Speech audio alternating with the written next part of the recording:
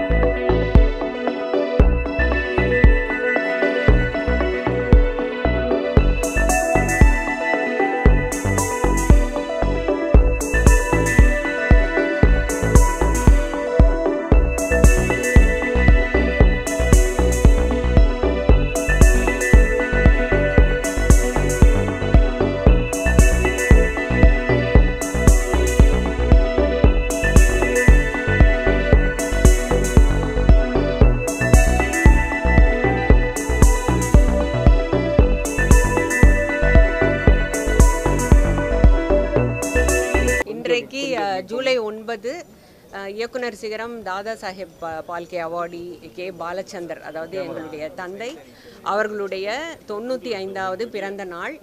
இன்றைக்கு ஒரு மிக முக்கியமான சந்தோஷமான விஷயத்தை நான் இந்த கூட்டத்தில் இப்போ சொல்கிறேன். அதாவது இங்கே ஆழ்வார்பேட்டையில் இருக்கிற டிராஃபிக் ஐலண்டு அதை கே பாலச்சந்தர் நினைவு சதுக்கம் அப்படிங்கிற பெயர் மாற்றம் செய்வதற்கு அரசு ஆணை அளித்துள்ளது. இதற்கு மிகவும் பாடுபட்ட கே பாலச்சந்தர் ரசிகர்கள் சங்கம் சார்பாக அதோட செக்ரட்டரி பாபு, தலைவர் ராஜேஷிலிருந்து அந்த டோட்டல் குழுவுக்கும் எங்கள் கவிதாலயா நிறுவனம் சார்பாக இதற்காக உழைத்த எல்லாருக்கும் மற்றும் அவருடைய ரசிகர்கள் எல்லாருக்கும் அவருடைய அசிஸ்டன்ஸ் எல்லாருக்கும் இந்த சமயத்தில் நான் நன்றி சொல்கிறேன். இதற்கு மிகப்பெரிய நன்றி முதல்ல நம்ம சிஎம் அவர்களுக்கும் இதனை அழகாக ஸ்டெப் பை ஸ்டெப்பாக செய்த மேயர் பிரியா அவர்களுக்கும் பூச்சி முருகன் அவர்களுக்கும் இந்த சமயத்தில் என்னுடைய நன்றி, என் குடும்பத்தின் சார்பில் எங்களுடைய நன்றியை நான் சொல்ல கடமைப்பட்டவளாகிறேன். அதே மாதிரி எம்எல்ஏ வேலு அவர்களுக்கும் இந்த சமயத்தில் நான் நன்றி கூறுறேன். இது எங்கள் குடும்பத்துக்கும் சரி, கே பாலச்சந்தருடைய திரைப்பட வரலாறுக்கும் இது ஒரு மிகப்பெரிய ஒரு வாழ்க்கை ஒரு மைல்கல்லாக இருக்கும்னு நான் நினைக்கிறேன். ஒரு ஆழ்வார்பேட்டை சதுக்கம்ங்கிறது, அதாவது அவர் எவ்ரிடே ஆஃபீஸ்க்கு வீட்டிலிருந்து அலுவலகம் செல்லும் பாதை ஆழ்வார்பேட்டை வழியாக தான் போகிறார். ஸோ அந்த இடத்தில் அவருக்கு ஒரு சிலையும் வைக்க வேண்டும். அந்த சிலையின் பக்கத்தில் இந்த சதுக்கத்துக்கான போர்டையும் நாங்கள் வைக்க வேணுங்கிறது எங்களுடைய ஆசை. அதையும் நிறைவேற்றுமாறு நாங்கள் கூடிய சீக்கிரம் கேட்டுக்கொள்கிறோம். Thank you so much. இன்றைக்கி என்னுடைய குருநாதர், சரணோட குருநாதர், எங்கள் குருநாதர் கே பாலச்சந்தர் அவர்களுக்கு 95வது பிறந்த நாள். இதை ரொம்ப ரொம்ப மகிழ்ச்சியான ஒரு விஷயமாக மாற்றிருக்கிறது. அவர்கிட்ட பல வருடங்கள் ஒளிப்பதிவுத்துறையில் உதவியாளராக வேலை பார்த்த இந்த பாபு, இவர் தான் பாலச்சந்தர் ரசிகர் சங்கத்தினுடைய செயலாளர். நடிகர் ராஜேஷ் அவர்கள் தலைவராக இருக்கார். அவருக்கு தமிழ்நாடே ரசிகர்கள் தான், நம்ம ஒவ்வொருத்தரும் அவருடைய ரசிகர்கள் தான். எனக்கு சரணுக்கெல்லாம் கிடைச்ச அதிர்ஷ்டம், அவர்கிட்ட நாங்கள் அசிஸ்டண்ட்டாகவும் வேலை பார்த்தோம். இந்த நேரத்தில் மிகப்பெரிய மகிழ்ச்சியான விஷயம், இந்த ஆழ்வார்பேட்டை அந்த டிராஃபிக் இடத்துக்கு பாலச்சந்தர் சதுக்கம் அப்படின்னு ஒரு பேர், கே பாலச்சந்தர் சதுக்கம் அப்படின்னு ஒரு பேரை வைக்கிறதுக்கு மிகப்பெரிய விஷயத்தை செஞ்சிருக்கிற தமிழக முதல்வர் அவர்களுக்கும், மேயர் பிரியாவுக்கும், எம்எல்ஏ திரு வேலு அவர்களுக்கும், பூச்சி முருகன் அவர்களுக்கும், பாலச்சந்தருடைய ரசிகராக நாங்கள் அத்தனை பேரும் மிகப்பெரிய நன்றியை தெரிவிச்சுக்கிறோம். இது ஒரு ரொம்ப ரொம்ப மகிழ்ச்சியான ஒரு தருணம். அந்த இடத்துல அவரோட சிலையை நிறுவனங்கிறதும் எங்களுடைய விருப்பம். அதுக்கான முயற்சிகளையும் நாங்கள் பண்ணிக்கிட்டு இருக்கோம். அந்த ஆழ்வார்பேட்டை சதுக்கத்திலேயே ஒரு பாலச்சந்தர் அவர்களுடைய சிலை வருவது அவ்வளோ முக்கியம். ஏன்னா அது வரலாற்று முக்கியத்துவம் வாய்ந்த ஒரு விஷயம். பல ஜெனரேஷன்ஸ்க்கு பல டைரக்டர்கள் உருவாவதற்கு காரணமாக இருந்தவர். பாரதி ராஜா சார்லேருந்து மணிரத்னம் சார்லேருந்து அத்தனை பேரும் நாங்கள் டைரக்டர் ஆகிறதுக்கே பாலச்சந்தர் தான் காரணம்னு சொன்ன கமலஹாசன் அவர்களையும் ரஜினிகாந்த் அவர்களையும் உருவாக்கிய பாலச்சந்தருடைய சிலை அந்த ஆழ்வார்பேட்டை சதுக்கத்தில் இருக்கிறதுங்கிறது ரொம்ப முக்கியம்னு நாங்கள் எல்லாரும் அவரோட ரசிகர்களாக விரும்புகிறோம். கலைஞர் அவர்களுக்கும் பாலச்சந்தர் அவர்களுக்கும் இருந்த நட்புங்கிறது ஊர் அறிந்தது, இந்த தமிழ்நாடு அறிந்தது. அதே மாதிரி அவ்வளவு ஒரு பிரமாதமான ஒரு நட்பு முதல்வர் அவர்களுக்கும் கேபி சாரோட உண்டு. ஸோ விரைவில் அவருடைய சிலை அந்த இடத்தில் வரும். அதற்குமான மகிழ்ச்சியான செய்தியை நாங்கள் அடுத்த ஆண்டுக்குள் உங்களோடு பகிர்வோம் என்கிற நம்பிக்கையில் இப்போது இந்த நடந்த விஷயங்களுக்கு என்னுடைய நன்றியையும் மகிழ்ச்சியையும் தெரிவிச்சுக்கிறேன். முதற்கண் என்னுடைய நன்றியை மாண்புமிகு தமிழக முதல்வர் அவர்களுக்கும், தமிழக அரசுக்கும், மேயர் அவர்களுக்கும் மற்றும் பூச்சி முருகன் அவர்களுக்கும், எம்எல்ஏ திரு வேலு அவர்களுக்கும் நன்றியை தெரிவித்துக் கொள்கிறோம். என்ன பேசணுமோ அது எல்லாமே வசந்த் சார் பேசிட்டாங்க, புஷ்பா மேடம் பேசிட்டாங்க. எனக்கு ஒரு நெகிழ்ச்சியான விஷயம் என்னென்னா, காவேரி மருத்துவமனையில் தான் இயக்குனர் சிகரம் அவரது ஆத்மா பிரிந்தது. அந்த இடத்துக்கு எதிரிலேயே இந்த சதுக்கம் வர்றதுங்கிறது ரொம்ப ஒரு நெகிழ்ச்சியான விஷயமாக நான் பார்க்குறேன். அனைவருக்கும் நன்றி. சொல்லுங்கள் வேறு சார். இப்போ பாலச்சந்தர் சாருக்கு பெருமை சேர்க்கிறதுல இப்போ அவருக்கு ஒரு இது மாதிரி ட்ரிபியூட் மாதிரி பண்ணுறாங்க. இது உங்க எப்போ சார் சிஎம்? அது முழுக்க தமிழக முதல்வர் தளபதி அவர்கள் தான் சேரும். இவங்க ஒரு அசோசியேஷன் மூலிமா இவங்க வசந்த் சார், பாபு, அப்புறம் நம்ம நடிகர் ராஜேஷ் சார் எல்லாம் சிஎம்ஐ பார்க்கணுன்னாங்க. சிஎம்ஐ பார்த்தாங்க. அதில் அந்த அப்ளிகேஷன்ஸில் super star Rajinikanth sir, Kamal சாருடைய மனுக்கள்லாம் அதில் இருந்தது. பரிந்துரை அவங்கெல்லாம் எழுதி கேட்டிருந்தாங்க, அவருக்கு இருந்த இடத்துல ஒரு நினைவு பேர் வைக்கணும் அப்படின்னு. அதே மாதிரி ஒரு ஜியோ இஷ்யூ பண்ணியிருக்காங்க. ஆமாம், எப்போ கோரிக்கை வச்சாங்க? கோரிக்கை ஒரு ஒரு ஒரு ஒரு 6 மாதத்துக்கு முன்னாடி வச்சுருப்பாங்க. அந்த ஜியோ ஆல்ரெடி கார்ப்பரேஷன் அப்ரூவ் ஆகிடுது ஏற்கனவே. திருப்பி இப்போ ஜியோவாக அது இஷ்யூவாக இருக்குது. திருப்பி இந்த ஜியோவை இவங்க அசோசியேஷன் மூலிமா போய் கார்ப்பரேஷன் கமிஷனரை பார்த்து அதை இம்ப்ளிமெண்ட் பண்ணுவாங்க. ப்ளஸ் அதுக்கு எப்போ சார் எப்போ அந்த பணிகள் துவங்கும்? அது வெரி சூன். ஜியோ போட்டாச்சுல, அது போட்ட பிறகு அதில் என்ன இருக்குது. ஓகே. ஏன் இனிய தமிழ் மக்களே, உங்களிடம் கடந்த 70-80 ஆண்டுகளில் ஒரு 60 ஆண்டுகள் பல்வேறு விஷயங்களை பகிர்ந்திருக்கிறேன். சில விஷயங்களை பகிர்வது கஷ்டமாக அம்மா இன்னும் அவர் நினைவில் நிற்கிறதுக்கே எனக்கு கஷ்டமாக. அவருக்கு எனக்கு நான் ஊரில் இருக்கும்போது அவருடைய ரசிகன். இவரை தேடி சென்னைக்கு வந்தேன், அவருடைய நண்பராகிட்டு அத்தகைய பொறுப்பினை எனக்கு இருக்கு. அவருக்கு எனக்கு ஒரு ஐயோ மாயாச்சார் பார், நீ போயிட்டீனா நான் போயிட்டேனா நீ அப்படின்னுவார். அது கஷ்டம். நான் சிலோனுக்கு ஏதோ போயிட்டேன். போகிறதுக்கு முன்னாடி இவரை பார்த்துட்டு போயிருந்தோம்னு புஷ்பா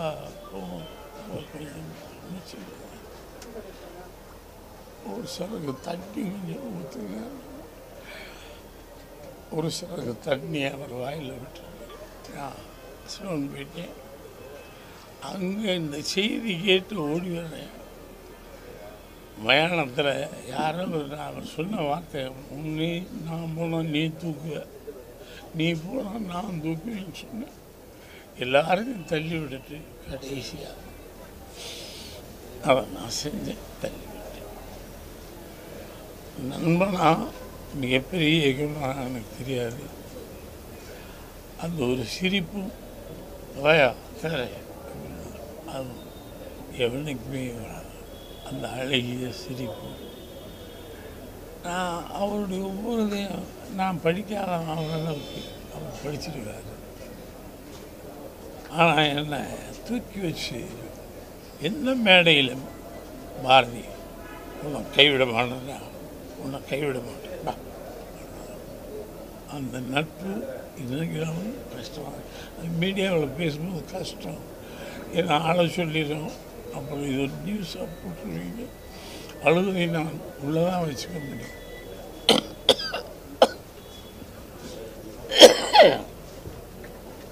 மிகப்பெரிய சவால் கே பாலச்சந்திரனுக்கு இணையாக இன்னொன்று எந்த ஆண்டுகளையும் நம்ம சொல்ல முடியாது. அந்த பேரை கேட்டோடனே தமிழ் திரையுலகம் விழுந்து நிற்கிற மாதிரி பாலச்சந்திரன், கே பாலச்சந்திரன். பல்ல கடிச்சிக்கிட்டு நேரத்தை கடிச்சிக்கிட்டு ஒரு சிரிப்பார் மயா. அது இது கிடைக்க கஷ்டம். ஆனால் நான் என் கடமை நான் செஞ்சுட்டேன்.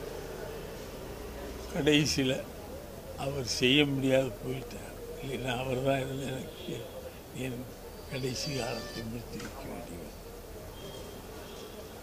பாலச்சந்தருக்கு இதெல்லாம் ஒரு பெரிய விஷயம். இந்த நினைவு நாள் மிகச் சிறப்பாக செய்வார். தமிழ் துறையுலகில் ஒரு மிகப்பெரிய அறிவாளி, அறிவு ஜீவன். ஒவ்வொன்றையும் நுணுக்கமாக பார்ப்பார். Everything should be perfect for you. அப்பேற்பட்ட ஒரு சினிமா திரையுலக மனிதனை நீங்கள் சந்திக்கவே முடியாது. அவருடைய நினைவு நாள் நினைக்கும் போது போகலாமா வேணாமா போனால் ஏதாவது அழுது குடிச்சிடும் அவ்வளோ யோசித்தேன். என் நண்பன் மோர் தென் த டைரக்டர் அவர் கூட இருப்பார். எந்த நிமிடத்திலையும் என்னை கைவிட மாட்டார். அவர் இதை கேட்டுட்ருப்பார்.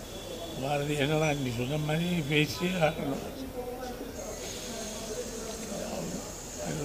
இதுக்கு நான் எனக்கு சொல்றது தெரியல.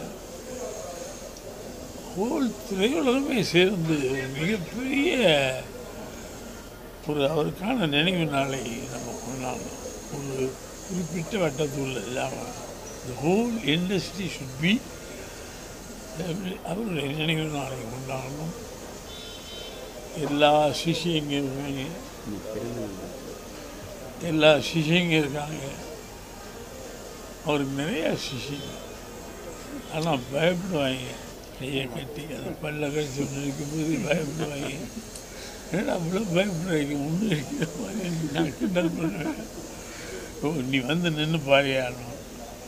அதே மாதிரி நான் அனுபவி போன வரைக்கும் நல்லா இருந்து போனோன்னு கையை கட்டி ஒரு அற்புதமானவன். அவருடைய பிறந்த நாள் தமிழ்த்துறையும் எத்தனை ஆண்டு காலாலும் இனி எத்தனை ஜென்மங்கள் வந்தாலும் ஒரே ஒரு மனிதனை மறக்க முடியாது. மறக்க முடியாத ஆள் தான் பாலச்சந்தர். சுத்தமானவர், தெளிவானவர். அது சொல்ல முடியாது. தெருவில் அப்படி ஒரு ஆளை பார்க்கவே முடியாது. அவர் என்னை கைப்பிடிச்சுக்குவார். டேய் துறை வா, உன்னை போய் நான் கைவிடுவோம். நிறைய கஷ்டம். அந்த நினைவு நாளை நான் நிறையா ஓரளவுக்கு இருக்கும். மிகப்பெரிய அளவில் அந்த நினைவு நாளை கொண்டாடணும். The whole industry, the chamber, council, everybody should be அவருக்கு செய்த மரியாதை அற்புதமாக செய்யணும்.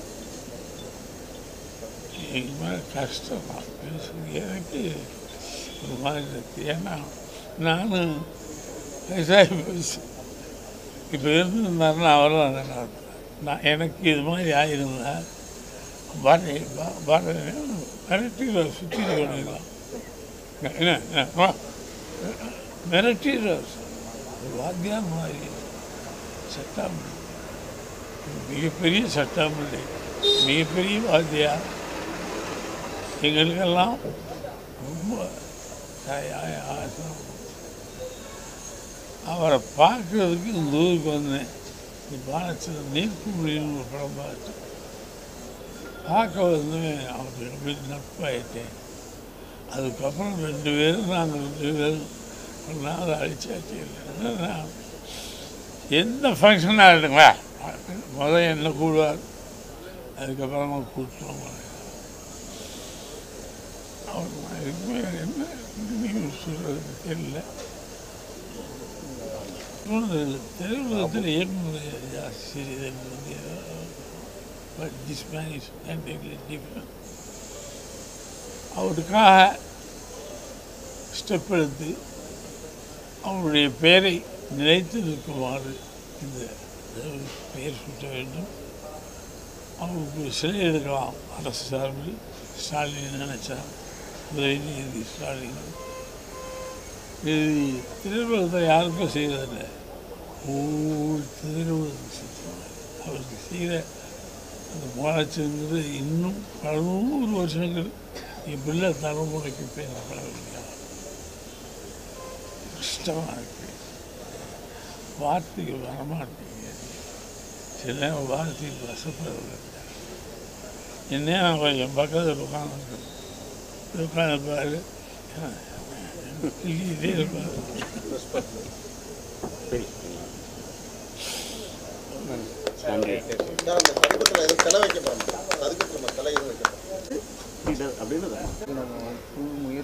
வந்து இப்போ ஆலர்பட் டேர்னிங்கில் ஆலர்பட்டு சதுக்கத்தில் இருக்கக்கூடியதுக்கு திரு கே பாலச்சந்தர் அவர்களுடைய பெயரை சூட்டுறதுக்கு அந்த சிக்னலில் இருக்கக்கூடிய அந்த 1000 சதுரடி பரப்பளவில் இருக்கக்கூடிய அந்த புல்வெளி இருக்கக்கூடிய குட்டி பார்க்குக்கு கே பாலச்சந்தர் அவர்களுடைய பெயரை சூட்டுவதற்கு அரசாங்கம் அரசாணை வெளியிட்டிருக்கிறது. அதற்கு நன்றி தெரிவிக்கும் விதமாக இந்த பிறந்த நாளை நம்ம எல்லோரும் இப்போ ரொம்ப சந்தோஷமாக முதல்வர் அவர்களுக்கும் மேயர் அவர்களுக்கும் அப்புறம் அதுக்கு காரணமான எம்எல்ஏலேருந்து வேலு எம்எல்ஏ பூச்சி முருகன் எல்லாருக்கும் நம்ம வந்து தேங்க் பண்ணி கூடவே ஒரு குட்டி கோரிக்கையும் ஐயா பாரதிராஜா அவர்களுடைய தலைமையில் வைக்கிறோம்.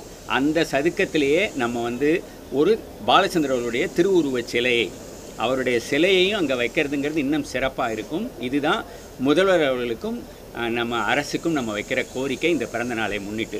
அதை திரு பாரதிராஜா அவர்களுடைய தலைமையில் இப்போ இங்கே வந்திருக்கிற இந்த பிறந்தநாள் கொண்டாடுற அவங்க குடும்பத்தை சேர்ந்த புஷ்பா அவர்கள் இருக்காங்க, டைரக்டர் சரண் வந்திருக்காரு, எல்லாருமா சேர்ந்து நாங்கள் எல்லோரும் வந்து வைக்கிற ரிக்வெஸ்ட்டு தயவு செய்து பாலச்சந்தர்களுடைய சிலையும் அங்கே வைக்கிற போது இது இன்னும் சிறப்பாக இருக்கும். அதை தான் பாரதிராஜா சார் அவர்கள் உங்ககிட்ட இப்போ ஒரு கோரிக்கையாக வைக்கிறாங்க. பாலச்சந்தர் நினைவாற்றலில் எத்தனை தலைமுறை இருந்தாலும் அந்த இடத்தை ஆழ்வப்பட்ட இடத்தை கடக்கும்போது நிமிர்ந்து பார்த்து பாலச்சந்தருக்கு ஒரு வாழ்ந்து இறக்க சொல்லி அதற்கான ஏற்பாடை இந்த அரசு அங்கு ஒரு சிலையை நிறுவி எங்களுக்கு ஒரு கௌரவப்படுத்த வேண்டும். அது தமிழக அரசுக்கு அது ஒரு பெருமை. ஏன்னா ஒரு சினிமா கலைஞர் அரசியல்வாதிகளில் தலைவர்களுக்கு சிலை வைப்பாங்க. ஒரு சினிமா கலைஞன் சிலை வைக்கிறது சாதாரண. அதுக்கு முதல்வர் அவர்களுக்கு நாம் நன்றி சொல்ல கடமைப்பட்டிருக்கிறோம். அதை கடக்கும்போது ஒவ்வொருத்தரும் பாலச்சந்திரனை நினைவு கூற வேண்டும். அதற்கான ஏற்பாடுகளை இந்த அரசு செய்ய வேண்டும். நாங்கள் கெஞ்சி கேட்டுக்கொண்டிருக்கிறோம். இப்போ இந்த ஒரு நிமிஷம், இப்போ வந்து இந்த விஷயத்தை முன்னெடுத்தது வந்து பாலச்சந்தர்கள் ரசிகர் சங்கம். இப்போ அதோட செயலாளர் பாபு இருக்கார். இப்போ இந்த நாங்கள் எல்லோரும் பாலச்சந்தர் ரசிகர்னால் யார்? அவங்க பொண்ணாக இருக்கலாம், ஆனால் அவங்க முதல்ல பாலச்சந்தர் ரசிகர். கந்தசாமி சார், பாரதி ராஜா சார் தான் தலைவர் நிஜமாக பாலச்சந்தர் ரசிகருக்கு. கரெக்டாக சார்? ஸோ நாங்கள்லாம், நான் டேரக்டர் வசந்தே கிடையாது, நான் பாலச்சந்தரோட ஃபேன் இல்லை, ஏசி அப்படி சொல்லணும். அவ்வளவு அவர் மேலே ஒரு விருப்பமும் காதலும் கொண்ட ஒவ்வொரு இயக்குனரும், மணிரத்னம் அவர்களாக இருக்கட்டும், அது வந்து இப்போ எந்த டேரக்டர் நீங்கள் சொன்னாலும், மகேந்திரன் சார்லேருந்து பாலுமேந்திரா சார்லேருந்து அத்தனை பேருமே நாங்கள் ஃபேனுன்னு சொன்ன ஒரு தமிழ் சினிமாவின் ஒரு முகம் அப்படின்னா அது கே பாலச்சந்தர் அவர்கள் தான். அவருக்கு ஒரு இந்த சதுக்கத்துக்கு கொடுத்ததற்கு மிகச்சிறந்த நன்றியை தெரிவித்து ஒரு சிலையையும் வைப்பதற்கு அனுமதியை நாங்கள் வந்து இப்போ அரசுக்கிட்ட கேட்க போகிறதை இந்த பிறந்த நாளை முன்னிட்டு ரொம்ப மகிழ்ச்சியாக நாங்கள் வந்து இங்கே உங்ககிட்ட தெரிவிக்கிறோம். பாரதிராஜா சார் அவர்கள் தலைமையில். என்னை பற்றி அண்ணன் முன்னால் ஒரு வார்த்தை சொல்கிறேன். 16 வயது நிலை ஃபஸ்ட் காப்பி ரெடி ஆகும்போது இங்கே இருக்கிற தேனாம்பேட்டை இளமின் காலனியில் வந்து பார்க்கும்போது முத அண்ணன் கூட நான் தான் கூட இருந்தேன். அவருக்கு வீடு எடுத்து கொடுத்து எங்கள் அப்பா அம்மாலாம் சொல்லி இவருக்கு முழுக்க நான் அப்போல்லாம் மனோஜெல்லாம் குட்டி பையன். அதுக்கப்புறம் அவர் கூட இருந்து எல்லாம் பண்ணியிருக்கும் போது நான் கேமரா அசிஸ்டண்ட்டாக ஃபோக்கஸ் அசிஸ்டண்ட்டாக போகும்போது சிகப்பூர் ரோஜாக்களில் கமலுடைய ஃப்ளாஷ்பேக்குக்கு என்னை நடிக்க கூப்பிட்டாரு. அப்போ அக்கா வேணான்னாங்க. காதல் ஓவியம் படத்துக்கு மைசூரில் நான் ஃபோக்கஸ் அசிஸ்டண்ட்டாக போயிருந்தேன். அப்போது பிரேக்கில் எனக்கே தெரியாமல் டைரக்டர் சொல்லி என் சட்டையெல்லாம் கிழித்து இதெல்லாம் போட்டு என்னை வந்து ஹீரோ வந்து கண்ணு தெரியாது, ராதாவை தூக்கிட்டு போனோம் கஞ்சா சாமியாருங்களா. அதில் மணிவண்ணன், நான், தனபாலெலாம் ஆக்ட் பண்ண வச்சு எனக்கு ரொம்ப பெருமை. இயக்குனர் சிகரம் படங்கள்லேயும் டைரக்டர் என்னை வந்து 4-5 படத்தில் நடிக்க வச்சுருக்காரு. உனக்காக எழுதின சீனுன்னு அண்ணன் இந்த மாதிரி சொல்லி எனக்கு அந்த படத்தில் ஒரு முழு கேரக்டரை கொடுத்தாரு. அதில் தான் இந்த மூக்கு ராதாவும் மணி ஒன்று அடித்து உடச்சி ரத்தம் வரும்போது அப்படியே மாரில் அணைச்சி யார்கிட்டையும் போய் சொல்லாதுன்னு சொன்னார். இப்போ இந்த மாதிரி நம்ம எல்லாம் பெருமையை பேச ஆரம்பித்தா என்ன கூட நடிக்க கூப்பிட்டுருக்காரா? கண்டிப்பாக பாரதி ராஜா சார் வந்து பாலச்சந்தர்ட்ட அசிஸ்டண்டாக இருக்கும்போதே கூப்பிட்டுருக்காரு. இல்லை, நிறைய பேர் பாலச்சந்தர் சார் நிறைய பேர் நடிக்க சான்ஸ் கேட்டிருக்காங்க. நாங்களாம் கூட ஒர்க் பண்ணும்போது இருக்கிறவங்களை நடிக்க வச்சவர் கேபி சாரும் அண்ணனும் தான். ஆமாம், இல்லைண்ணா? அவர் நியூ ஃபேஸஸ் ரொம்ப ஆமாம், நியூ ஃபேஸஸ் இன்ட்ரடியூஸ் பண்ணதில்லை அவர் தான் முதல். ஆமாம் சார். அப்புறம் தான் நான். ஆமாம் சார்.